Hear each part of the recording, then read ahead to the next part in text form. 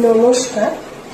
আমি অনেকদিন ধরেই দেখছি আমাদের মমিতা দেবনাথকে নিয়ে অনেক কিছু হচ্ছে, অনেক মানুষ ভিডিও বানাচ্ছে, অনেক কিছু, কিন্তু আমরা জাস্টিস চাই। শুধু মমিতা দেবনাথ নয়, এমন অনেক মমিতা দেবনাথ এইভাবে রেপ হয়েছে, রেপিস্টদের কাছে এইভাবে অত্যাচার হয়। প্রত্যেকটা নারী কখন কার বাড়িতে কোন মেয়ে যাবে কেউ বলতে পারে না, বা কোন বাড়ির বউ যাবে সেটাও বলা যায় না।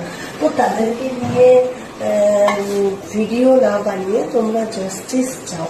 সরকার বদলাবে কি বদলাবে না সেটাও ম্যাটার করে না, সেটা তাদের উপরেই ছেড়ে দাও, কি হবে কি হবে না।